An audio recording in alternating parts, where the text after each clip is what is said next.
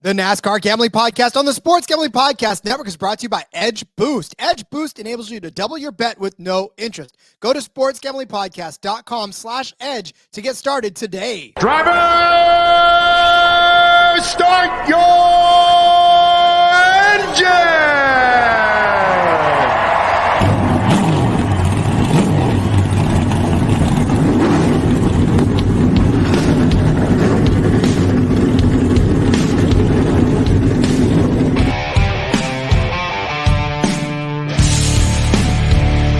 Strap in and pull those belts up tight as the Sports Gambling Podcast Network presents the NASCAR Gambling Podcast. I'll wreck my mom to win a championship. I'll wreck your mom to win a championship. With all the news and the best bets for your NASCAR weekend. It refrains me from not beating the out of you right now because you ask me stupid questions. But since I'm on probation, I suppose that's improper to say as well. If you could talk about racing things, we could talk about racing things. Now, here are your hosts, Rod Villagomez and Cody Zeeb.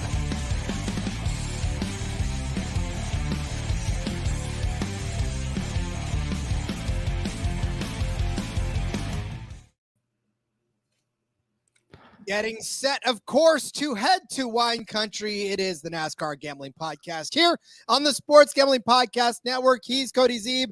I'm Rod Villagomez.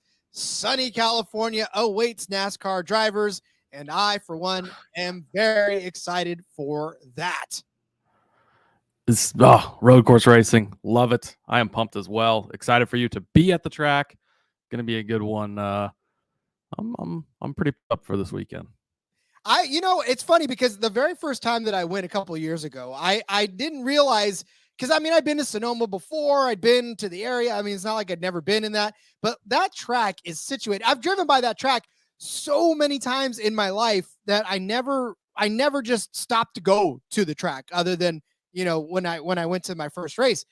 And it is such a beautiful area, and the views from the stands, the views from the press box, it's so breathtaking just to be able to be at that track and to just stare out over the expanse of the Sonoma area and the valley at large. And it's just, man, you have to come experience it at some point. Cody, we got to get you out next year to come out and experience Sonoma, because it's not, obviously it's not an oval. So it's not a typical oval stands. It's literally just an expanse that you look out into, and there's a track there as well. So I tell you, it's beautiful. Yeah, no, I would love to. I've never been to a road course race yet. So I definitely would like to. They show the videos, right? You see the commercials. This is wine country. Like, everything looks so beautiful. And I get it, right? They obviously video the beautiful parts of any place they go to, right? They try to find the best of what they could in St. Louis last week and whatnot. But which is tough at points. But no, everything there just looks absolutely beautiful. It's a beautiful track. The one that's been on the circuit for a long time. They've been racing at Sonoma a very long time. We get 6 road courses a year now, but just 3-4 years ago, there was only 2 every year, and Sonoma was one of those 2. It's been one that's been around a long time, been on the schedule for a long time. And so, yeah, it's, again, it looks beautiful. I'm excited for you to be there. Hopefully, maybe I can join you next year or sometime in the near future for sure, because I think that would be a fun one to go to. And just to experience the road course. I've been to a lot of NASCAR races in my time, but I've never been to one on a road course. So I think that would be a lot of fun to do. Yeah, and so I will say to you, though, weather is not, there will be no rain, but it has been overcast here in California for the last few days. Saturday, it's calls for some sun, but we're back under clouds on Sunday. So it won't be a scorcher out there. In fact, in Sonoma, it should be 67 degrees, partly cloudy out there, which, of course, track conditions on a road course, not necessarily the most indicative of how the race will be. But I still think we're in for some good racing. And, normally in June in California, these drivers are sweating their asses off. And I remember 2020, it was a pretty warm day as well. I came back home a couple of shades darker than I normally am. So I was out in the sun. Maybe this week I won't necessarily get quite as much, but yeah, weather's definitely going to play. They'll be nice and comfortable in that cockpit, I think, versus if it was a scorcher out in California, as it has been in the past. Yeah, and I'm not going to comment on the weather because I said last week there would be no weather, and then there was weather. So Okay, hey, let's and not, we let's were not use recorded this. late. Like we're Yeah. recording this one on Tuesday, which is our normal day. Like last week, recorded on Thursday. By the time the race was delayed, and then we just had all the scheduling issues and stuff. On Thursday, I'm looking at the weather. I'm like, oh, it's fucking perfect. Like nothing, no, not going to be a problem. We got one lap in before we had a lightning hold, and it's like, really? Yeah, but that's lightning though. That's different. I mean, it wasn't like rain. It wasn't that they had to drive. Yeah, but if there's lightning, there's rain somewhere close. somewhere. But I mean, to me, this lightning thing is always crazy because like you see one off in the distance, and then all of a sudden it's like everything shuts down. And so, Right. I mean, I get it. I get it for safety's sake. I do. I don't like Rod says to run the race out in any. Rod said you'll be fine if you're not going to get struck by lightning. You know the chances on that. Come on, now they're like 1 in a billion. And if you get struck twice, that's even more. Go play the lottery. You got go lucky. play the lottery then. Yeah, exactly. But So, yeah. Oh well. No, but it is. I love this race just for what it is. You said like the road course race. This is only the second one this season. Yeah, that's it. Coda's the only one we've had so far. So yeah, it's but we're getting into road course season now. We've got obviously Sonoma this week. Then we've got the off week next week, but it is coming up. So then we're at Nashville. Then it's Chicago. We got a couple of other races here, and then we got Indy road courses in August. That's back to back with Watkins Glen in August as well. So we've got a stretch coming up here, 4 road courses over the course of the next 2 months here. So yeah, we're gonna get plenty of road course action here in the near future. If you're a fan of right turns and not the kind that are trying to hook people, the actual real right turns, we've got some room on the schedule for you coming up. All right, we will break down this Sonoma race. Got to step away for a quick break, but we'll start talking more Sonoma after the break. Some news, some notes, and some things to get to. But let's tell you about EdgeBoost. This episode is supported by EdgeBoost. EdgeBoost is the world's first bet now, pay later Visa card. Edge currently offers up to $2,500 in betting advances, which can be very extremely valuable. So I can't even tell you how extremely valuable it can be. Imagine what you can do with an increased bankroll. I know what I do with an increased bankroll. I'll tell you that. There would be many a book crying about what I could do with an increased bankroll. And I think you're smart enough better to get that as well. Get down on some of your favorite futures without tying up your bankrolls for a month. Like I said, or like Cody said, next week is an off week, which means we're going to be talking about some futures. Plenty of opportunity for you to use your Edge Boost.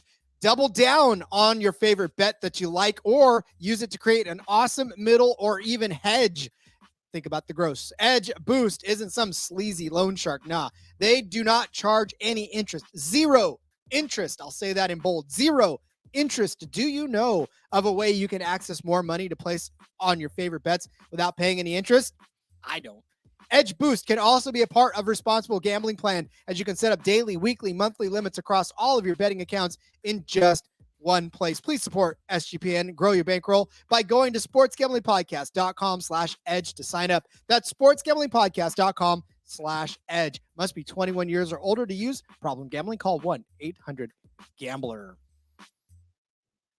So everybody loves this track. Everybody loves this area. Everybody loves to come to California because, well, it's just awesome. Let's put it that way. But Sonoma's especially the way, just because of the fact that there's so much to do, so much of the wine country out there.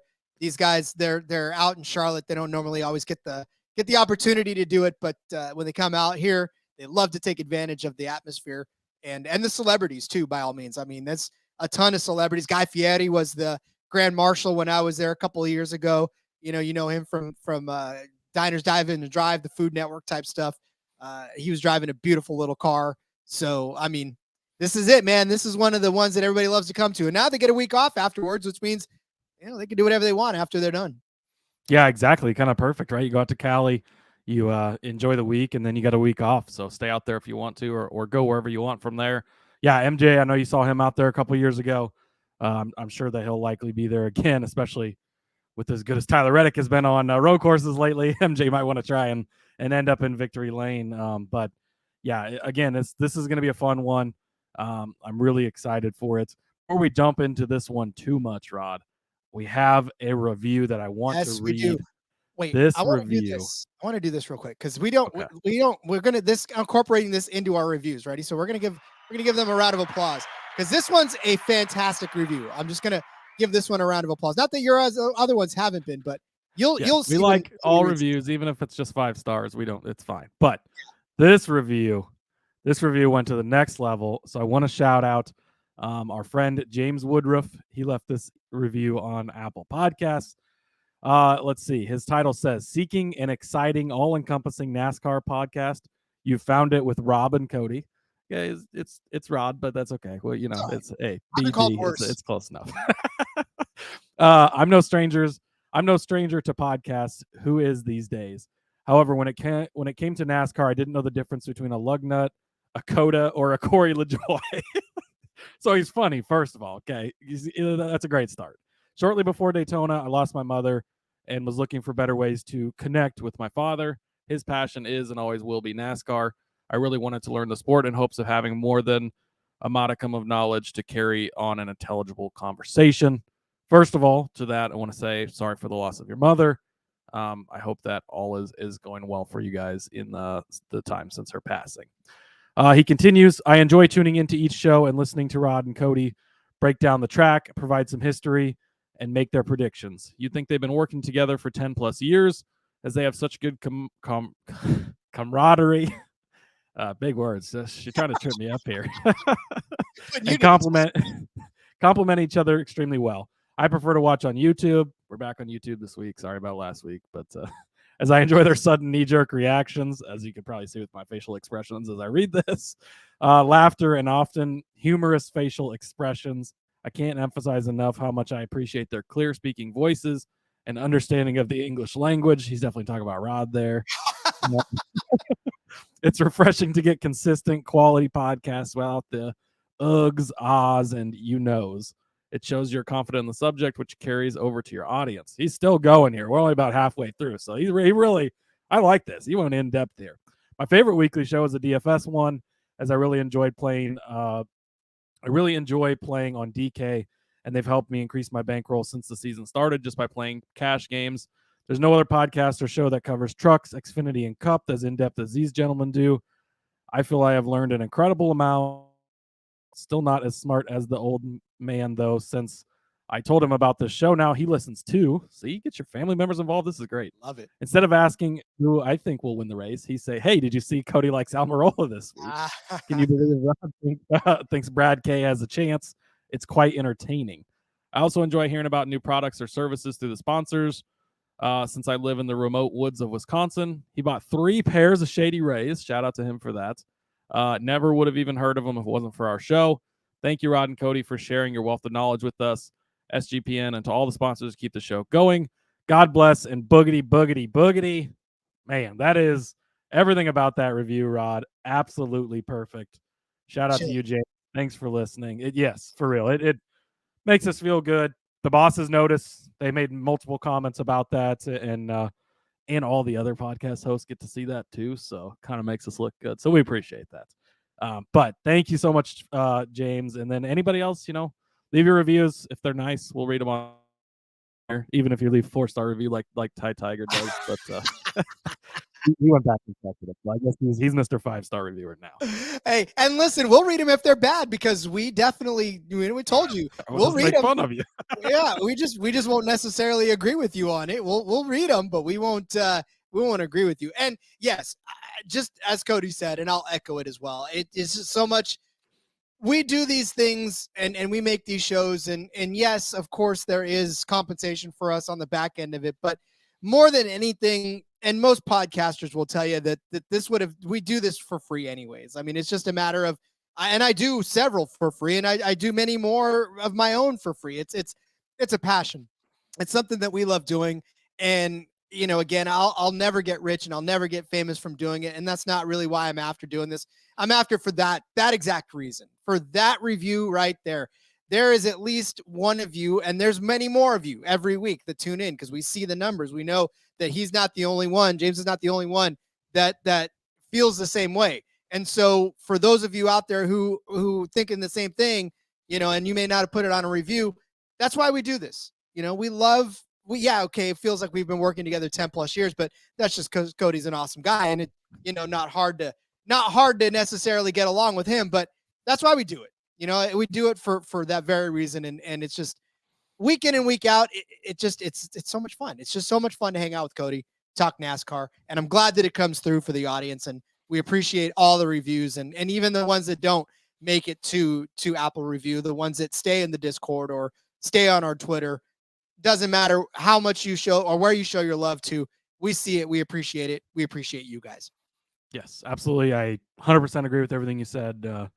And yeah, it's just, it's, again, we do this for you guys and a little bit for ourselves because we enjoy it too. But it's been a fun time. It does feel like I've known Rod forever, even though we've never even met in person, which is kind of sad at this point because I feel like we're almost best friends. But at least we get to hang out with each other many hours every week. And it feels like we're in the same room together, even though we're hundreds of miles apart. God bless the internet, if anything else. It is, right? It's so funny because I have like older family members and stuff, and they're like, "So this guy that you do the podcast with, like, how do you know him?" And I'm like, "Oh, and you try to," and they're like, "So you've never met him?" I'm like, "No, but we see each other, we hang out a lot, but we just never actually physically met in person." I know it's a weird concept too. It's like, it is strange, but that's how it works, and I'm happy for it. I tell everybody I know more about him than I know people living down the street. So like, it's true. It's seriously. At the very least, I know Cody better than I know just about anybody else that's my neighbor. I feel like we might as well have just lived that right down the street from each other. Exactly. All right, let's set up the bets as we come around. We're gonna take one more break. We got to pay the bills as no Shady Rays this week, but we definitely appreciate the Shady Ray shout out. The bosses love to see that too. So continue on with that. We'll talk a little more news. We'll talk about the bets and all that stuff on the other end of this. But let's tell you about Underdog Fantasy. We're brought to you by Underdog Fantasy. Best Ball Mania 4 is here, and Underdog Fantasy is giving away $15 million in prizes, plus plenty of ways to win with NBA, NHL, and MLB with their player prop parlays. Head over to UnderdogFantasy.com. Use the promo code SGPN for a 100% deposit bonus up to $100. That's UnderdogFantasy.com. Promo code SGPN. All right, Cody. We are going on this road course that is Sonoma. It is 110 laps around this 1.90 mile road course, 218 miles in this, even though it is the Toyota Save Mart 350. It's I think it's antiquated, but we're good. But 110 laps, that's actually pretty long for a road course. This is not a very long road course at just under 2 miles. But it does present a lot of challenges to these drivers as there's a lot of hairpin turns that come and jump out at you if you're not careful. Yes, there is a lot of those. I do wonder where they get the 350 part, but maybe that's a kilometer measurement or something. Who knows? Either way, it's great. That's right. I think that's how they probably do that. But again, it's going to be fun. It's been a circuit that's been on the a track that has been on the circuit for a while. That's what I was trying to say there. My great knowledge of the English language that we just pointed out. But no, it's it's one that they've been to many times. So I think that could play into it a little bit. I mean, we've got a lot of new road courses, and that seems to play into the guys that are the road course guys. But maybe a little bit here, you get the guys who have had all the different years and years over racing on this track. And one thing I wanted to point out too, no stage breaks, right? We did this at Coda. It was a little different last week with the Xfinity Series because they were apart from the Cup Series, but they'll have the stages, and the stages will count.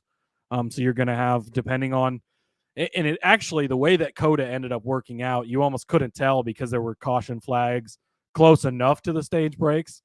And so that could play into some strategy too. If there is a caution 3 laps before a stage break, some guys are going to pit, some guys are going to stay out to try to collect those stage points. So again, something to keep an eye on throughout the day. But they will not wave the caution flag for the end of the stage breaks. They'll you'll cross the line, you'll get the stage points like normal. The race will just continue on. Sonoma, I feel like I have not factually looked this up, but it feels like one of those tracks where things get spread out a little more. and go green a little longer. I know we had a very long green flag run to end last year, the race here where Daniel Suarez won. So we'll see. This could end up being a very, very spread out race. How long has it been since we've had a green flag race that never had any cautions, Rod? I doubt we see that happen. No. But it would be interesting if one happened, because just to see kind of how it worked out. But it is a possibility. There is not those built-in cautions, so that could change up strategy. And again, if it works out like Coda, where we end up getting cautions close to the stages, that could shake things up as well with strategy. So definitely gonna continue to keep it interesting. Well, and so because we talked about how this is a 1.990 mile track, a couple of years ago it was a 2.5 mile track, but they did chop off some of it and reconfigured it to make it a little bit shorter of a race. And so that actually kind of, there was 2 cautions in 2019. There was 4 cautions in 2022. Granted, there were 8 in 2021, but I mean, again, there's not a lot of cautions in this. There was 4 cautions for 14 in this one where Daniel Suarez won it last time. So like you said, and 2 of those were stage cautions Stage because race. they were doing cautions last year. So yeah.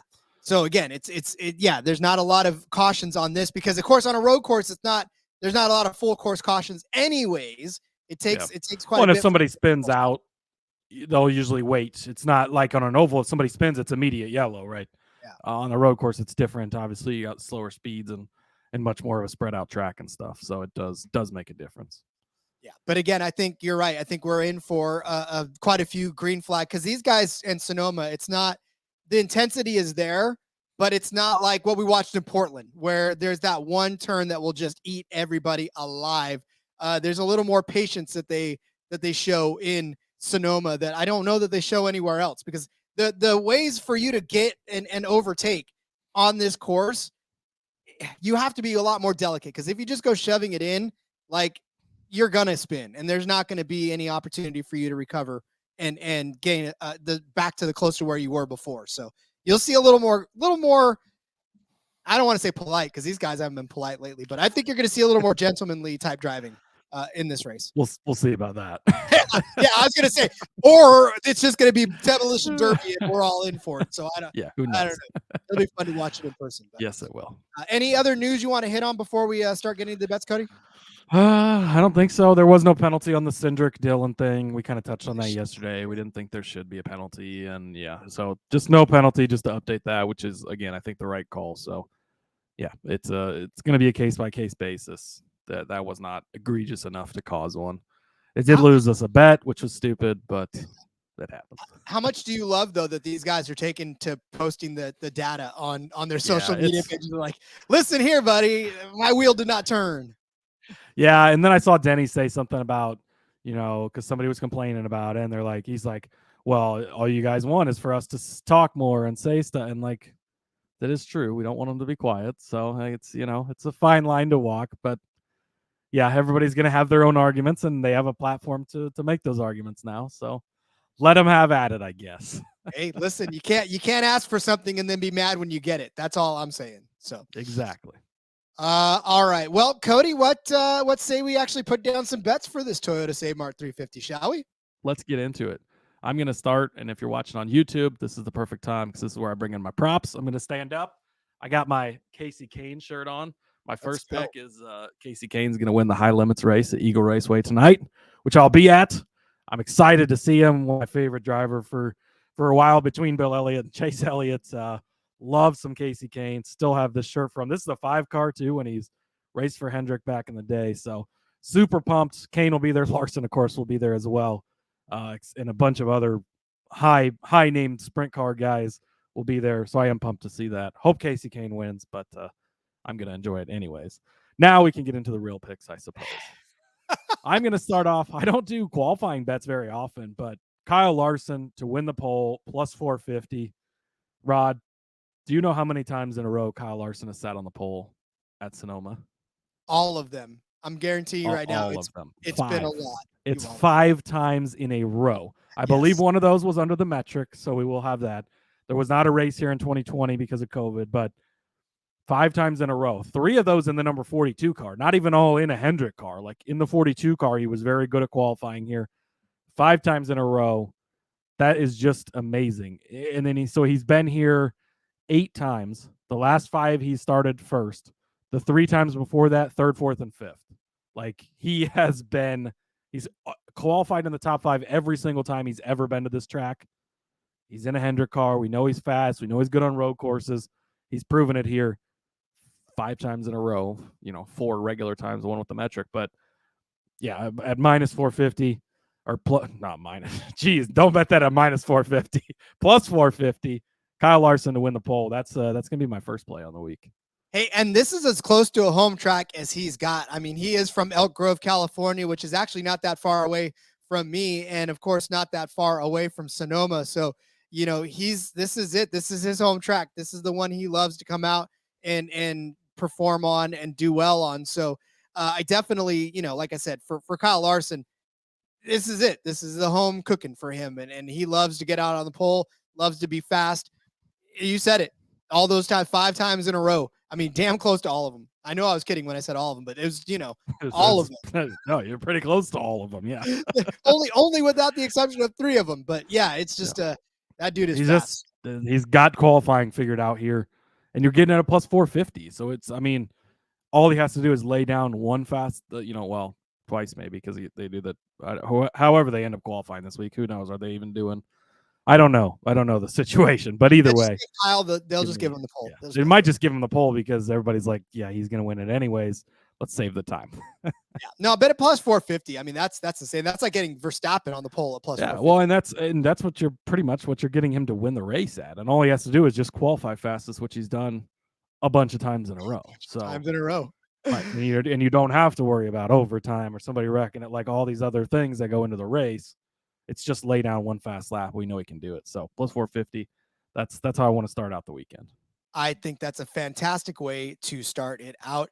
All right. I am going to start mine out with a kind of a weird bet. We don't necessarily always throw this bet out, but we talked a lot about the fact that there will be no stage cautions this time. And so I think that this one's a pretty good one. And I mean, you can say and take either one of these because the winner of stage 2 to win the race is at plus 250 for the yes, but the winner of stage 1 to win the race is also, it's plus 300. So it's actually juiced up even more. I'd say that's a little bit harder to do for stage 1 to win the race than it is for stage 2 because, the stage cautions being what they are, you still at the end of the race have a lot of strategy calls to make. And so to me, I think that it's easier for the person who wins the second stage to win the race than it would be for the person to win stage 1. Because again, at the beginning of the race, there's still a lot of jockeying. There's still a lot of stuff going around. So I'm more inclined to say that later in the race, if the person up front is winning stage 2, then I would go ahead and bet that. And I will say that in COTA, this played out. Tyler Reddick won stage 2, won the race, right? And so this is about where he managed to get himself in position to win. So it's already played out once this year that the winner of stage 2 has won the race. I think at Sonoma, you get another situation which that happens. And I'll tell you who I think that's going to be later in the show. But I'm telling you right now, I just feel like it's a better proposition for the winner of stage 2 to win the race than it is the stage 1. So I'll take the plus 250 for stage 2, even though stage 1 winner 300 looks a little juicy. But you can find that over on Caesars. Yeah, and I think you can take both, but I agree with your point on the second stage guy. A lot can happen between the end of stage 1, between the end of stage 2. But if there's somebody that's, gotten a big lead at the point at the end of stage 2, they have to come in and make one more green flag pit stop, go back out there, and they're just set sail and keep going. If we don't get that caution, now we ended up with 3 overtimes at COTA or something. There's always that possibility, of course, right? But that also gives you an insurance policy if you don't pick the right guy, right? You have a guy to win this race, and he's not the guy that's winning it, but the guy that has run away with it wins stage 2, then that gives you something to fall back on in case he continues to dominate, ends up winning. And if they've gotten to the point where they're out front at the end of stage 2, they're likely pretty good. And this isn't your typical road course we've had. Like if you were to go back and look at stage wins over road courses the last few years, like the top 10 is always super funky because everybody would come pit with 2 to go. people would stay out, get their point that weren't going to be up there at the end. And so it was all weird. But now it's going to be the good guys because most likely, again, you could have those weird timed cautions but that's just part of it. But it's likely going to be just the guys on the track that are going to take it. So I think that is a great bet. I'm going to stick with you in the prop market. I'm going to go with the winning car number as odd. It's -145. It's juiced up a little bit. Our guy Fork You in the Discord has been talking about this one. Yes, I think you talked about it yesterday, brought it up again today. But I agree with him. This one's over on Caesars. And I really, really like this bet. Let's go through and look at who you get with the odd number list. You get Ross Chastain, who's won road courses before. We're going to make a pretty hefty case against him today, I think, but he's still not part of this list just in case. Kyle Larson, road course ace, right? He's one of the co-favorites to win this. You get Corey LaJoie, of course. It's probably not helpful, but Chase Elliott's included in here. Again, one of the 3 co-favorites is an odd-numbered car. You got Denny Hamlin. Chris Buescher, he's actually got, since February of 2020, Chris Buescher has, of the active drivers, the second best average finish over 16 road courses or whatever it is. It's kind of crazy. Buescher we know is good, but you wouldn't have thought he was that good. So he's included in there. Martin Truex Jr., he's got a ton of road course wins. He's won up Sonoma multiple times before. He's on there. Let's see, as you kind of go down through the list, not a bunch of other guys that jump out a ton. Tyler Reddick. Now you've got all 3 co-favorites to win this race. The 3 big dogs when you think of road course racing: Chase Elliott, Kyle Larson, Tyler Reddick, all odd-numbered cars.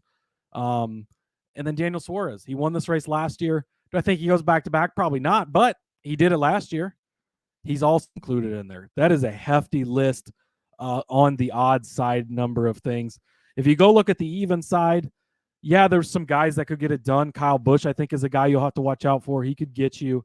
AJ Allmendinger, William Byron maybe, and then Ty Gibbs is a long shot, would kind of be the only other one you really make a case for. So you've got so many more options on the odd side, and it's so top heavy. You've got 3 guys all in the plus 500 range as co-favorites. They're all odd numbered cars. It's -145, but you only pay the juice if you lose. So I think that this is a really good bet. And I'm going to ride with Fork You from the Discord on this one. I'll tell you, Cody, that if I were to have picked a car number or a car odd or even bet, that is the side I would go on. So good. That makes me feel better because you're the one that's good at these usually. I was going to say, I'm blessing your choice on that one. That makes me feel a lot better. Yeah. And look, that's the thing too. When you talk about it, as far as even Kyle Larson and Chase Elliott, already, and -145, I get it. It's hefty, but it's still a good. Well, Tyler Reddick's won what? 3 or 4 of the last, he's won a ton of road courses lately. I just think that this is, again, there's a couple of guys that scare you a little bit on the even numbered side of things. I'm going to talk about a couple of them here in a few, but it's much, much heavier towards the odd side, which is why it's obviously juiced up, but I don't think it's juiced up too much. Yeah. Well, okay, you talked about AJ Allmendinger in that as well. I'm going to go ahead and take AJ Allmendinger in a head-to-head over Austin Cindric. This is at -120. I mean, I get it. And I know that this season has not been the greatest for AJ Allmendinger. And even still on a road course where he's supposed to be fantastic, Cody, he only ran 60 laps before he got crashed out. I still think that was a travesty. I still think AJ Allmendinger deserved a better day than he was given. But unfortunately, that's what it is. But look, for AJ Allmendinger, you just look at his career road course stats as a Cup driver. And I'm telling you right now, say what you will, but he's run 33 road courses as a Cup driver. He's got 2 wins. He's got 7 top 5s, but he's got 16 top 10 finishes. That's not a bad run for a guy who, was a full-timer, but in not really great equipment. He actually wasn't driving the best equipment for most of his career. He was in he was in Petty Motorsports for a couple of those races in the 43. He was in the 22 for Penske, but he finished 9th in that race. And he's had some pretty solid finishes, right? 7th place in 2009 in the Petty Motorsports car, 13th in 2010, 13th again in 2011, all three of those in the 43 and the 44. And then 9th in the 2012 in Penske. Now, of course, he was in JTG Doherty in the 47 car, finished 37th, 37th, and 14th in that one, and 35th and 38th. 19th place last year as a Colleague car. But again, last year we kind of saw that it was hit and miss. And then Sonoma, the strategy calls were all sorts of wonky on everybody. And I think he was a victim of that as well. Whereas Cindric, his one start on this racetrack, not bad, right? 25th start, finished 5th.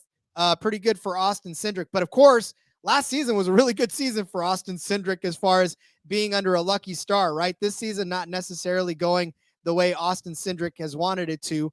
And granted, he did have a good finish in COTA, where he actually finished inside the top, 7, actually. He finished 6th. So not a bad run at COTA. But again, COTA was all sorts of crazy, man. I don't know that COTA was a race that we really want to look back and say that's a good comp track for Sonoma, just given what we saw happen out there. But again, like I said, I think AJ Allmendinger, this is his opportunity to turn around. I think this is his opportunity to get back on the good side of things. Another road course where he feels comfortable, and just needs to get the lead out. Cindric's average finish this season, 21.7, not necessarily stellar or something that you want. Whereas AJ Allmendinger, again, suffering through a rough season so far. His average finish is 20.8. So he's got a better average finish than does Cindric, even if it's by one position. But like I said, give me AJ Allmendinger over Austin Cindric at the minus 120 side of it. So I like that. I looked at this head to head because I initially thought the same thing. I'm like, how is this even close? I was looking at Cindric's road course finishes though. Man, he's really good on the road courses. So that scared me a little bit. I do have a case to make for AJ here in a little bit though. I do expect him to have a great day. He's going to be in the Xfinity Series race as well the day before. Get him some laps on the track. Get him primed up and ready for Sunday. So can't argue too much. I will caution Cindric is much better than I was thinking he was on the road courses. But if I had to pick a side, I still think I would go with the AJ Allmendinger side. I concur. Did you give out the second part of that? I'm going to actually save that. I have a second one, but I'm going to save that for our bonus bet show. I remembered we have one, so I'm going to save that. Yes. Yeah, and that's another point that I want to make too, why you brought up Cindric here. Actually, he was one of the guys I was thinking. There's a couple of things that aren't out yet. There's no top 10 odds that I've seen, at least at the time of recording this on Tuesday afternoon. And there's no Truck Series race this week. So we've got an extra show on Friday. We're going to talk about the Hamlin Mania bracket, I guess we called it. That's over. Ryan Blaney, by the way, won that. We also have prizes to give out for that. So tune in Friday for that and some bonus bets. We're going to have some stuff cooked up. I got a parlay I'm going to be cooking up. That's, of course, we'll go D-Gens only for that. And, there's going to definitely be some top 10 bets. Rod's got a nice juicy 16-1 here. He's got in the dock, but I guess he's going to save it for the show. So a little teaser to come back for Friday's show. I don't want to give it all out today. I'm going to save some for you. We got that show Friday. I realized as I was about to say it, I was like, no, you know what? Come back for my cute little 16-1 I got going on. I like it. Okay, next up for me, I'm going to take KFB over Ross. Give me Kyle Busch over Ross Chastain. Kyle Busch has been very, very good on road courses. So the way that I'm kind of looking at this, Kyle finished second at COTA this season. So the one road course we have, he performed very well. Last year was very rough for Toyotas. They were all basically just complete trash. Like every time we went to a road course, it was like, what is going on with Toyota? I know Christopher Bell ended up winning at the Roval in the fall because there was cardboard on the track. I hate to bring that up again, but I'm going to bring it up every time I think about it. But really, so I'm not even going to look at what Kyle did last year just because Toyota was so crappy. Kyle had one foot out the door most of the season. Things were just so weird. Not going to look at that. So Kyle Busch, second place at COTA. And then you go back and look at what Tyler Reddick did in this 8 car, right? I just talked about this yesterday on the recap show. Denny Hamlin brought up wherever Reddick was good last year, Kyle's been good this year. Now, Reddick did not finish good in this race. He got spun out, or something broke early. He got spun out. continued to have problems. A very poor finish. But road courses in general, he was very good. So we know that this 8 is good. They already proved that at Coda to start the season. So that gives me hope in Kyle Busch. And then if you go back to 2021, before this new car, of course, he finished 4th place at Roval, 3rd place at Road America, 5th at Sonoma, 10th at Coda. Very, very good results by Kyle Busch. He's been a good road course racer over the years. And so I think that you can look back on that and prove that he's got the pedigree of doing road courses. And you go back to Ross, he did finish 4th place at Coda, so I will give him that. But we've seen what's happened since the Justin Marks comments, right? 3 straight points race finishes, 22nd or worse for Ross. Not really been in the mix, not really talking about him on the broadcasts, just kind of irrelevant. It's a road course. Maybe things get a little different. Again, what easier place to wreck somebody than on a road course? He's going to have a big target on him. We know he can win on road courses. Saw it last year at Coda. His teammate won here at Sonoma last year. I think he had a 7th place finish here last year. So it's not like he's just completely horrible, but the way that he's been running lately, the way things are trending, the way he's got the target on his back, I think there's a lot of pressure there. I think he's trying to figure out how to find that middle ground, how to balance it. Going to continue to fade him. It was very profitable fading him last week. Going to continue to do that. Kyle Busch, he's got 3 wins already this season. He's got nothing to lose. He's riding high on the momentum. Life is good, right? He's got his family. They were there to celebrate with him. Both kids were there. The wife was there this past weekend. They came out on the front stretch after he won. Everything's going great. He's got the 3 wins. He's locked into the playoffs. Nothing to worry about. This 8 car has been fast. He's gotten it done already on road courses. Going to ride the big momentum. Going to keep going forward, I think. So love Kyle Busch just in general this weekend, but definitely over Ross Chastain, -120 over on Super.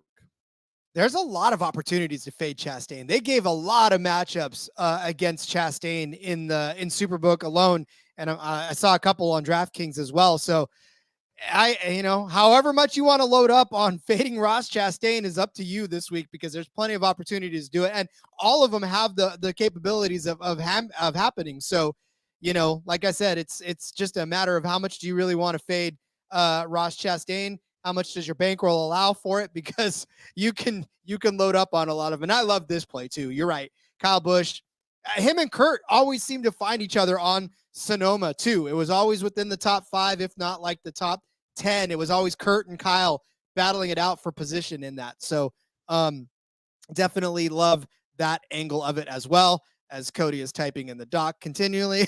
I was like, what's going on? You're putting where you got him. I have a bet down that I didn't put in the doc. I don't know what happened, but I was just adjusting things. I love it. All right. Well, as you type, I will load up my next bet.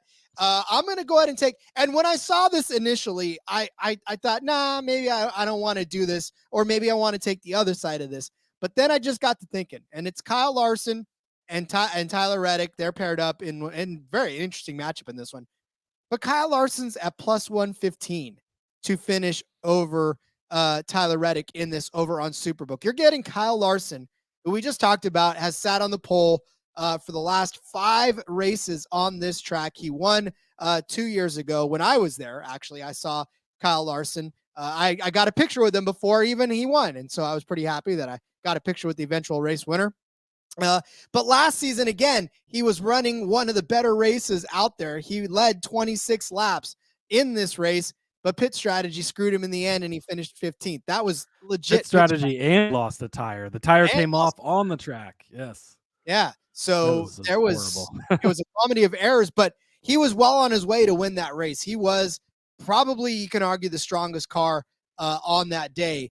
And unfortunately, he was a victim of circumstance. Now, granted, I think a lot of this has to do with the fact that Tyler Reddick just won at Coda, and Kyle Larson ended up finishing in 14th.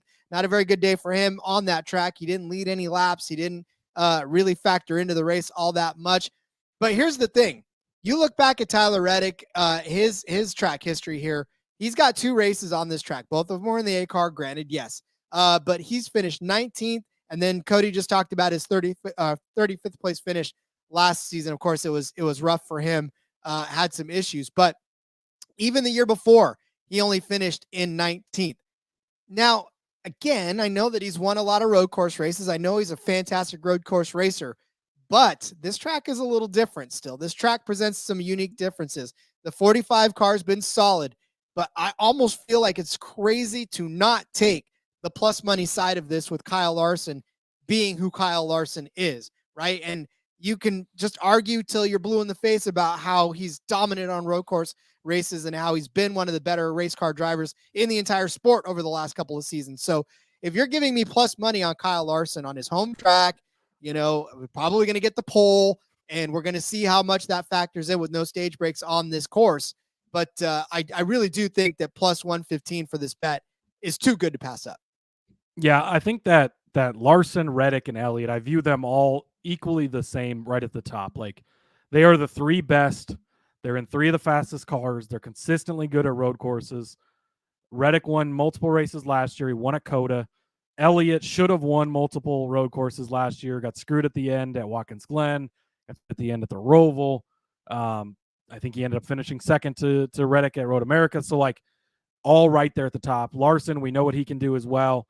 He's been very fast. I think he ended up winning that Watkins Glen race. And I think he won one other road course. I can't remember now. But either way, I think that these guys are all like perfectly even along the top. I think you just have to choose. If you're going to pick one to win, which we both are, you just have to pick one. Like, I don't think that you can come in and make a full argument that one of these guys is better than the other guys. So you've got some of the matchups out there where these guys are matched up against each other, and one is on the plus money side of things and one isn't. I mean, if you kind of look through all of them, I think I'll have to go back and find it, but I think Elliott was like super minus money against one of them. And it's like, why wouldn't you just take the plus money side of things? These guys are all perfectly even, the best three hands down, and that's reflected in the odds to win. But somehow some of them are getting plus money on matchups, which seems crazy. So I don't think that's a bad strategy. Anything can happen in these, so I definitely would not pay minus money on any of them matched up against each other. But if you get some plus money stuff, maybe Reddick has an issue like he did last year. Maybe Larson just flat out beats him. But with them being perfectly even and you getting plus money on one side, I do think that is good value. And again, Reddick has been unbelievable on road courses lately, but it's not like Larson and Elliott still haven't been. Maybe they've not gotten the same amount of wins that Reddick has, and I think that's kind of the glowing thing that has Reddick sitting atop the board right now. But last year at this race, it was the Larson and Elliott show, and they both screwed it up, and pit road issues cost both of them. So I think that this is a good bet, and I think that any way you get any of those three guys matched up and plus money on one side, I think you just kind of take that if, obviously balance it out appropriately. But I don't think that's a bad to look at it. I'm going to pay some juice on this one. It's William Byron over Brad Keselowski, minus 160 over on Caesars. This one's actually been fairly even race to race as far as road courses go, which is kind of surprising. On the surface, it's like, well, why wouldn't it just be William Byron? I did research my way into sticking with the William Byron pick, but William Byron has been a guy that's been a threat to be able to win a lot of these road course races. A nice solid fifth place run at Coda. And he continues to be fast and one of these guys that we've seen be able to get it done on road courses. I don't think he has a Cup Series win on a road course yet, but we've seen him do it in Xfinity. Maybe even, I don't think he's got a truck win either, but we've seen him have some really good runs. And Keselowski, all I can think of lately with Keselowski is how Coda went for him, where it was like the first lap of the race has issues, him and Jimmy Johnson get into, and like, it just seems like every time you look up, Keselowski is struggling again. We know he can be good on road courses, one of the most classic road course finishes ever, him and Ambrose at Watkins Glen, and they dueled it out, and I think Ambrose just got him at the end, but a great finish. So we know that he can get it done, but it's been pretty rough for him overall lately. Again, both these guys, it's been up and down. Byron, a fifth place here at Coda. He led 28 laps. Keselowski, like I said, 35th in that race. To go back over some of the other ones, William Byron, 16th at the Roval. Keselowski was 14th. So again, right there next to each other. Watkins Glen, Byron ends up 22nd, but I believe he was in that front pack at the end. The guy just absolutely destroyed when Kyle Larson dive bombed and wiped out all his teammates, including Chase Elliott. Cost him my ticket there. But William Byron has won 4 of the last 7 in the head-to-head matchups on road courses between these guys. They finished 9th and 10th here last year, so it did end up being a pretty good run for Keselowski here last year. But he's one of those guys I don't have any faith in when it comes to road courses. I think he's even surprised at this point if he runs decently at a road course. So I'm just going to go fade him and take the much better car. I know we've been on Keselowski a lot lately, although he's had some issues too. So that's another thing. I know the JDK was I think his greatest accomplishment last week, he said, was not betting on Keselowski or something to that effect. So yeah, it's been a couple of rough weeks for Keselowski. Byron, obviously the other guy with 3 wins on the season, right? Just like Kyle Busch, things have been going really well for him. He's been fast week in and week out, continues to just get good finishes. And the fact that he did so well earlier in the season at Coda. And by the way, we just mentioned 2 of those 3 guys that are all at the top and even 2 of those cars are Hendrick cars. Byron's in a Hendrick car. I think that will play in his favor as well. It does surprise me to see this matchup. These aren't 2 drivers that normally get paired up very often. So, you could look at it and be like, well, it should be William Byron. So maybe you make the argument to take Keselowski's side of things. And if you go back, they've been closer than they probably should have been at multiple tracks. And so it's kind of like, but I believe so much more in William Byron. I think Byron could be potentially even a threat to win this race. With Keselowski, I don't see that. And if you look at the odds to win this, I mean, it's Reddick, Larson, Elliott, Busch, and then it's Byron at 10-1 right there. If you want to find Keselowski's odds to win this, I'm still scrolling. He's 40-1. So you have a guy that's 10-1 to win and a guy that's 40-1 to win matched up in a head-to-head. I get that anything can happen, and you get guys that spin out late and stuff in these races, but I think on the track, if nothing happens to Byron, he's going to be clearly the much better car. Yeah, I concur with you on that as well. And again, just because it's Hendrick equipment too, and this is a track that they've done well on historically, so give me that side of it as well. All right, I am going to take a weird one. I think this is more of just I'm going to throw this and see if it sticks out. And I'm taking Zane Smith over on Superbook. Group F consists of Austin Dillon, Ryan Preece, and Bubba Wallace. And Zane Smith is also in that Group F at plus 250. Look, Zane Smith, we've talked about it, has been kind of one of those pop-up guys that has been pretty successful as far as being able to sit in and fill in a ride. Obviously, this week he'll be back in the Cup Series. But look, I'm basing it a little bit too on what he's done as far as road courses in the Truck Series. He's taken 8 Truck Series road course starts. He's won 2 of those, finished inside the top 5 in 4 of those, and 6 times inside the top 10. Pretty damn good road course driver. Now, I know it's trucks. I understand that. But, again, some of these guys can jump into these cars, and it's not necessarily about who's got the fastest equipment. It's who knows how to drive these road course races, who knows the passing zones, who knows the braking zones, who knows how to set up another driver for a pass. It's a lot more skill more often than not than it is just raw speed. So for Zane Smith, it doesn't matter what you drive sometimes. It's just it's the instinct of knowing how to do that. And he's actually shown that he can do that on road courses in general. And the guys that he's up against, look, none of these guys have been doing great this season. You can argue that Bubba Wallace had a good stretch, right? Between Kansas and Charlotte, where he was top 5 car most of those times. But his average finish this season is 17.2 overall. I mean, he's gotten his head a couple times. He crashed out last week at Gateway in a rotor blow. I mean, he was running well there too, but equipment failure. It's just bad luck has bitten Bubba Wallace this season. And then you talk about Ryan Preece, where Ryan Preece, his average finish this season is 22.9. Just a string of not really good finishes for Preece. It started in Daytona with a 36th in there, Fontana 33rd, Vegas 12th, and then you go to Austin. He finished 32nd on the road course, crashing out of that race. Not good for Ryan Preece either. Austin Cindric, I just talked about him. His average finish this season, 21.7.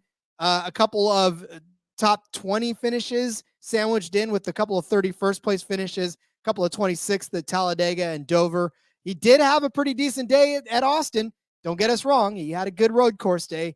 That was his best finish pretty much of the season, other than Las Vegas altogether. Not really a good season so far for Austin Cindric as well. So look, I'm just saying that there's a lot of these Cup regulars that have been having problems. Zane Smith has actually been just slowly and quietly a very decent driver this season so far when he's been filling in. And I kind of like just his opportunity to kind of lay low, stick around. I mean, he's in the 38 car again this week. So maybe he lays low, stays out of trouble, puts himself in the right position for a top 15 finish this week on a road course, and call it good and finish better than everybody else that's on that list. Yes, I actually really, really like this. Zane Smith, I have a feeling he's going to be a guy that comes up on the DFS show. We've loved this 38 car lately. Zane has done a great job when he's been in it, and he's been amazing at road courses in the Truck Series. He's absolutely one of the best every time. So I think that's a great call out. Bubba Wallace, 5 of his last 7 road courses, 35th place or worse. He is not. He's got a 5th, 7th mixed in there randomly, which were 2 chaotic races at the Roval and Indy road course. But for the most part, Bubba Wallace is not good. They were making his spotters one of the guys on Door Bumper Clear every week, and he was making fun of Wallace's road course abilities this week on the show. So it's no secret that he's not real great on them. Austin Dillon, again, so, and same with Priest. So I do really, really like this group, and I really like Zane Smith to be the guy. That's who I would have picked as well if I was going with this one. So yeah, I think it's a great pick. Thank you. All right, next one. For me, I'm going to go with Kyle Busch, top 3 plus 300. Like I said, there's no top 10 odds, no top 5 odds that I've been able to find yet. Tune back in Friday for some of those because there's multiple. I'm really anxious to see top 10 odds because I've got about 6 guys circled for top 10 finishes depending on what their odds are. So decided to look into the top 3 market. What do I like? Obviously, you've got the big 3 on road courses, right? You could take any of those guys. You could take all 3 of those guys, and they might end up 1, 2, 3. I wouldn't be shocked. But I think Kyle Busch holds a lot of value, plus 300 for a top 3 finish. Like I mentioned before, 2nd place at Coda earlier this season already. Again, inside the top 3. And as good as Tyler Reddick was in this 8 car on road courses last year, and wherever Tyler Reddick has been, was good last year, it seemed to have been translating. I think it's Randall Burnett is the crew chief. He's obviously got some type of playbook at certain places, road courses included. I know Tyler didn't get a good finish here, but again, that was more mechanical issues, some spinning out late in the race that led to that result. Just being road, I usually picture road courses as one thing in general, right? They're all different and there's different characteristics and stuff, but usually if you're good at one road course, you're pretty much good at another course. Chicago might be the exception to that rule because that's going to be a shit show. But oh boy, I don't know how we're bringing out the dartboard for handicapping that week, right? We're gonna let your daughter pick out of the hat. That's what we're gonna do. We're just gonna have a live show and call in, and everybody can give a different pick, and one of them will hit correctly. I think. Well, that's not a bad idea. But might be the best way to go about that. But getting ahead of myself here. Anyways, back to Kyle Busch. So again, I think he's got the 3 wins this season. He's got nothing to lose. He's got to be feeling so good, right? Things have been rough at Gibbs for a couple of years now. It's just he's not been the Kyle that he was. Now he's at RCR. We're 14, 15 races into the season. He's got 3 wins already. Like, he's going to RCR. He's not going to win anymore. He's not going to do anything. He's doing better than he was at Joe Gibbs, right? Where he lucked into one win last year that he didn't really earn. And I mean, he earned it, but he got it on the last corner from 3rd. And so now he's got 3 wins this season. Like, it's been completely different. They're obviously riding a lot of momentum. I really, really like Kyle Busch this week. I did not put him in the winner list. He is like 10-1 though. Definitely worth consideration there as well. But top 3 at plus 300 over on Superbook. I think that is a really good value on him. Again, you've got the big 3, right? And you kind of expect them to be the top 3, but there's enough chances that something's going to go wrong with one of those guys, if not 2 of them. Kyle's good enough to put himself in position, just like he did at Coda already. And I know Chase Elliott wasn't in that race, but he got the 2nd place to Tyler Reddick there. I think that he's going to be a guy that could have a top 3 threat at the end of this. Plus 300, I like it. Well, it's like I said. I mean, with him and Kurt and his brother, they just felt like they were always fighting inside of the top 5 at Sonoma to finish somewhere in that top 5. Yeah, this track specifically, he's been very good. So Yeah. that even goes so much more into it. Yeah, a win in 2015, a 7th in 2016, a 5th place in 2017, 5th in 2018, 2nd in 2019. He was 5th when I went in 2021. Of course, last season was I'm throwing out last season for everybody. Yeah. He finished 30th there. It was not good. Yeah. The Toyotas were just, I mean, until Bell got that win at the Roval, like I could have gone out there at a Chevy or a Ford and beat most of the Toyotas. Like it was that bad. And they've got good racers in that. I mean, last year you had, Truex and Kyle Busch, Christopher Bell, all guys who had won on road courses before and had been good and were just trash every week. And even Kurt Busch early in the season was struggling, and he's been a decent road course racer. And Ty Gibbs comes in later in the season, right? And he still wasn't doing much. And it's just, yeah, it was bad for Toyota last year. But I think Tyler Reddick obviously is the one guy that's won a road course so far this year in a Toyota, dominated. I mean, most of that race looked very good. So I think that eases a little bit of the concerns. I think the Toyota has put forward a much better effort, but obviously Busch in a Chevy this week or this year anyways. So the Toyota part doesn't really play into that, but I do think you throw out kind of last year just based on how bad Toyota was. Well, speaking of manufacturers, I am going to toss out Chevrolet as the winning manufacturer of this race. It is highly juiced. Well, highly juiced, but compared to the others, it's the only one at minus money, minus 150 for the Chevy. There's others out there. So on Superbook, Toyota's at plus 325. Ford is at 355. If you're going to bet on Toyota, just bet on Tyler Reddick. There's no, yeah. I mean, bet on Tyler Reddick and throw a long shot out there of like Truex or Gibbs. Like, I don't see any reason if you're going to bet Toyota why you wouldn't just take the winning numbers, because I just wanted to throw that out there. Yeah, no, and that's exactly it, because there's no other person I think as a Toyota is going to actually win this race. Plus, you look at the winners of this race this season. The first 4 winners were Chevy. Then there was a Ford and a Toyota. Then there was a Chevy. Then there was a Toyota. But then there was 2 more Chevys. Then there was 2 Toyotas, a Chevy, a Ford, a Chevy. Like, Chevy has won more of the races this season than either one of them have combined. And then we'll talk about who we think is going to win the race. But like, you look at the last 2 races on this track anyways, and it has been 2 Chevy drivers that have won, then a Toyota, then a Ford, but then a Chevy as well. So, Chevy's been pretty dominant on this track. And of course, last year it was Daniel Suarez, just kind of a dark horse out of nowhere. But now you throw Kyle Busch into the mix, who you just made a case for being a good road course racer. It's just Chevy's got a very heavy hitting, just stable out there that I think is going to power through this. And the person I think that's going to win is a Chevy. So I'm going to go ahead and double down on that with a Chevy winning manufacturer, because I feel like that's the best thing to do. In fact, you can even make it better for yourself by doubling down with your edge, double down there for that. That way you don't even have to worry about using your own money right away. Double down on that one and watch it cash out for you right away. Yeah, there you go. I like that. I think that obviously Tyler Reddick is the main thing that would throw a wrench into the Chevrolet bet, right? There's no other Toyota. I mean, I'm going to make a case for Truex in a minute, but it's a long shot for sure. When you look at the Toyota camp, Gibbs, I don't think he's ready to win a Cup race just yet. Maybe not. I don't know. You can make a case for sure, but I don't think you're going to see it just yet. Bubba's bad at road courses. We just talked about that. Denny Hamlin has not been great lately at road courses either.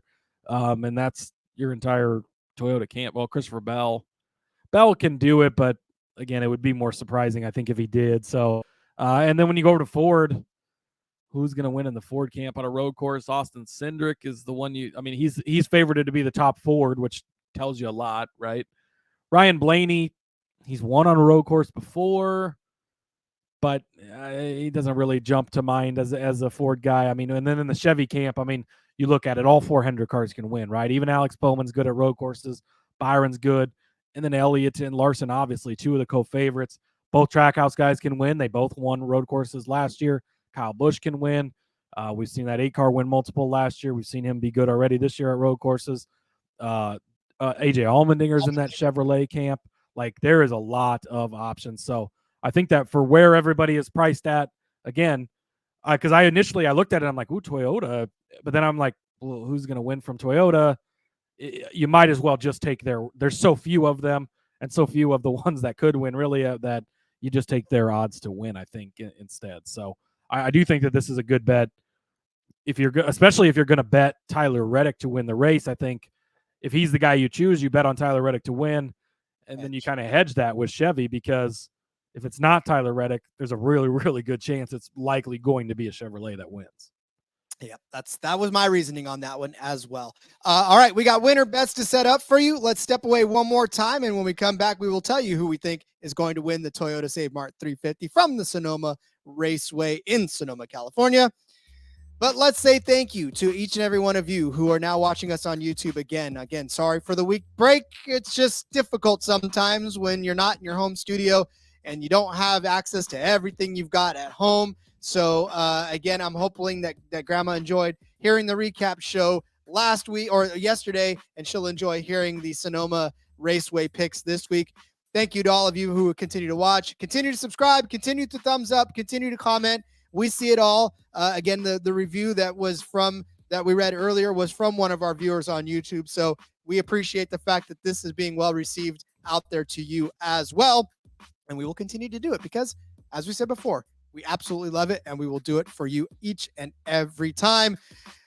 And I'm going to find another way to get out, but we'll do this. So watch us. Please continue to do it. The bosses love it. We love it. We love you. Hey, everybody. If you play fantasy football, especially in auction leagues, or you're a whiskey fan. Yes, exactly. Check out the Sports Gambling Podcast Fantasy Football Channel show, Old Fashioned Football. Coming to you every Tuesday morning, give us a listen. We'll bring you the latest fantasy football data, including the injury report, studs and duds, waiver wire targets, and suggested fab. Market movers. After all, we are the Marks. He is my hubby. And she's J Mark's wifey. And we're bringing all this to you while drinking an old fashioned and giving you our honest review of a different whiskey every week. All that and more. Hop on over, give us a listen, come for the football, stay for the whiskey. This ad's almost done. Going once, going twice. Sold. As much as we don't want a race to ever end, it does have to end, and it has to end when somebody crosses the start-finish line in first place. Cody, who is going to be that person and drink from the beautiful chalice that is the prize at the end of the Sonoma Raceway? Yes. Again, I think that you just make your decision, right? Which of the three favorites? I think you have to take one. I think you have to take Larson. You have to take Elliott. You have to take Reddick. One of those three guys, pick your poison. There's a certain other show out there that'll probably tell you just to put 45 units on each of those three, and somehow the math doesn't work out, but whatever. So pick the one you like. Don't pick all three of them. That's not going to be very profitable. But pick the one you like, and you got to stick with that. So which one do you pick, right? They're all, like, I don't feel like anybody's got the advantage. I was leaning a little bit towards Larson. Then I noticed Rod already had Larson. So I'm going to go back to the Chase Elliott well. I've bet him multiple times on road courses. I've been heartbroken, but he's got the revenge angle, right? NASCAR just suspended him an entire race last week. He's going to come back. He's going to be pissed off. He's going to put that helmet on. He's going to drive his ass off. Oh, by the way, he's most likely got to win to get in the playoffs. What better chance than right here at Sonoma? Let's get that win in the bag. Boom. NASCAR interns will tell you that he's locked into the playoffs at that point, which will not be statistically true. But I do think that he can come out and win this. We know how good Elliott is. Again, you go back to that February 2020 statistic I gave out earlier. That is, it's been 16 road course races since then, 15 for Elliott. He did not race at COTA because he was injured earlier this season. He leads all drivers in average finish, 6.6 average finish in 15 races, 4 wins on road courses, 10 top 5 finishes in 15 races. He's led 284 laps. He is really, really good at road courses. Last season, 6 road courses. Elliott didn't win any of them. The world is falling apart. What's going on? But you go back and you look, led until very late at Road America, where Reddick overtook him with, I think, 20 laps to go, finishes second there. Leading, going into overtime at Watkins Glen, Kyle Larson dive bombs, takes his teammate out. Elliott doesn't win there. absolutely Max Verstappening the field at the Roval. He's got like a 4,000 second lead, and suddenly there's cardboard that's been on the track for 45 laps that they suddenly all of a sudden see, throw the caution, fucks us yet again. This time we're not getting fucked. Chase Elliott, he's plus 550 over on MGM. That's my argument this week. But again, pick which one you like. I think you can make an even argument for all three of these guys. I don't think that any one of them has a leg up over the other ones. Elliott, I think Elliott and Larson were the best two cars here last year. They were first and second throughout the early portions, and then pit strategy cost both of them. They had some pit issues. I think he ended up getting a pit penalty where he had to come back, whatever it was, and just never had a chance after that. But he was very fast. So give me Chase Elliott plus 550. Of course, I'm going to throw out some longer shots just in case, right? Yes, I think that it'll likely be one of these three guys. It's not always guaranteed. We didn't see it last year, right? That all three of them had problems, and we end up with Daniel Suarez getting a win. Other guys can win these races. We saw it. We hit Ross Chastain 40-1 at Coda last year. It can happen. Christopher Bell at the Roval in the fall was a long shot as well, so it can happen. AJ Allmendinger 16-1. It's AJ Allmendinger. Do you need any more than that? No, but in his last 12 starts, he's got to win 4 top 5s, 7 top 10s on road courses. He is good. He's going to be in that Saturday race as well, getting laps on the track. And Martin Truex Jr., 35-1 over on DraftKings, was 40-1. He's already started dropping. We talked about him a little bit in the Discord. A good reason to get in the Discord, to get in on some of those early numbers before they drop. But still at 35-1. Love Martin Truex Jr. Again, I just said no other Toyotas would likely win, but Truex can. It's been rough the last couple of seasons, right? Last year, the Toyota thing, I covered it, right? They were just bad, and he didn't have a bunch of great finishes. A 17th at the Roval, 23rd, 21st, a 13th at Road America. That was kind of the highlight. And actually, he finished 7th in this at Sonoma. That's not right, is it? No, he finished 26th. I don't know what I was looking at there. 26th in this race. I remember specifically the Toyotas being really bad here last year. But you go back to 2021, 3rd place here at Sonoma, 12th at the Daytona road course, 7th place at the Roval. 2020, 3rd place at the Daytona road course, 7th place at the Roval. 2019, 2nd at Watkins Glen, won the race here. 2018, 2nd at Watkins Glen, won the race here. Back when we only had the 2 road courses. He's got 4 road course wins over his career. Before it became Elliott and Elliott Larson and Elliott Larson Reddick, it was Truex and Truex Elliott were the road course guys every single time. We know he's got it in him. He's a new man now, right? Last year was rough for Toyotas on road courses. Last year was rough for retired Martin Truex Jr. at the time. Now he's back full force. He's looked very solid this season. It's 35-1 for a reason. I don't think he's going to come out with the best car and just smoke the field, but can he put himself in position? We talked about this with Xfinity last week, right, at a road course at Portland. Had 2 guys at 20-1 or more have themselves in position. They both finished inside the top 5. The leaders took each other out. We've seen it before. If it gets to that, Truex is the type of guy who can have himself in position and can get it done. So give me Martin Truex Jr., 35-1 as my long shot. Well, and it's guys won the race twice in a row. It's recently at that. It's not 35-1 feels like a very long odds for that. So good deal on that. All right, fine. Yeah, you're right. You said it earlier. I got Kyle Larson, and I'm not going to get cute, and I'm not going to get anything oversimplified. It's just literally Kyle Larson at plus 550 to win this race. Yeah, it's just it's really nothing else you can do. You got to pick one, and I picked Kyle. I wanted to throw out a bunch of other guys that I think, but I mean, you covered Dinger, who I think is going to be a good guy to toss in there. If you want to take Reddick, if you want to, throw your eggs in some Daniel Suarez basket again, and maybe some luck will strike twice. I don't think it's going to happen, but again, I would not do that at all. But for Kyle Larson, I mean, look, 28 road course starts, 4 wins, 8 top 5s, 11 top 10s. 2,538 laps led, or not laps rather, but total and 224 laps led on road courses. I don't know. It's kind of a no-brainer. Another column in his bucket, like he started first here 5 times in a row. So he's likely going to start good yet again. I've got him to start on the pole. if he drops the hammer from the get-go and his pit crew does their job and it is a caution-free or very few cautions, he could potentially just stay out front all day long, and that gives him an advantage. And he's a tough guy to beat head-to-head on a road course.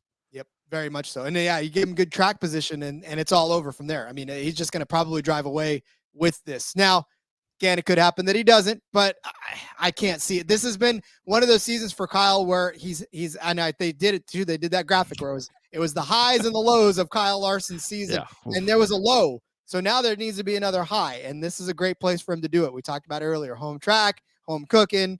Yeah, this is just Kyle Larson's to lose. So, all right, I think that very well wraps it up for us. We've covered some good stuff, covered some ground. So get out your pen and papers. I will read through the bets one more time for you so that you have them to go back and listen to and hopefully throw some down.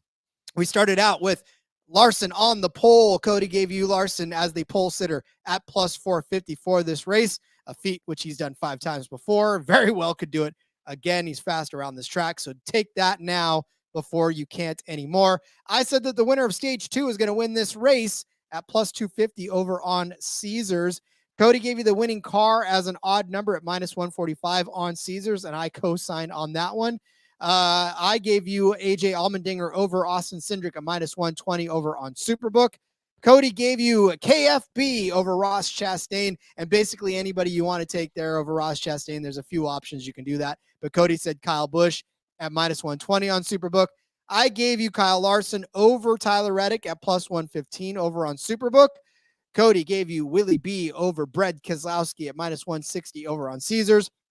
And then I gave you Zane Smith to win Group F on Superbook at plus 250 over Dillon, Priest, and Wallace. Cody gave you Kyle Busch as the top 3 car at plus 300 on Superbook. I said the winning manufacturer was going to be a Chevy. You can find that at minus 150 on Superbook. And then Cody gave you Chase Elliott to win at plus 550, AJ Allmendinger at 16-1, and Truex Jr. at 35-1 over on Superbook as well. And then I tossed out Kyle Larson plus 550 on Superbook. You can find him a couple different places at plus 550 now. Those odds have shifted a little bit, so get in on them now as you can.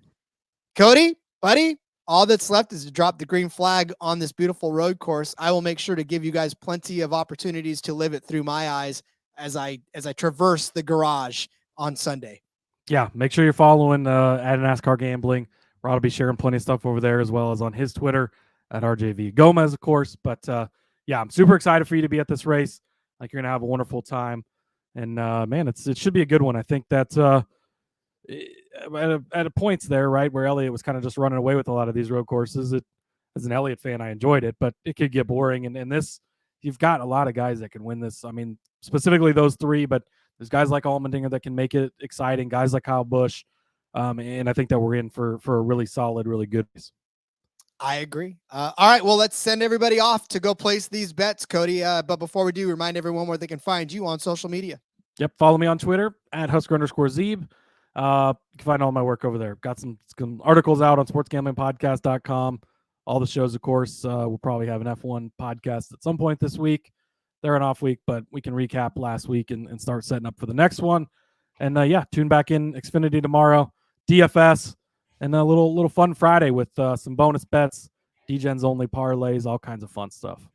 Friday night fun. I love it. Follow me on Twitter at RJ Villagomez. Link in the bio, everything I got going on, whether it's here, whether it's in between media. The back road is going to be kicking off, and I'll be back on that.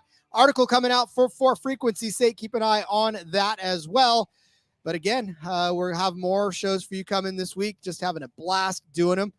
We'll see you then. And until then, let's go racing and let it ride.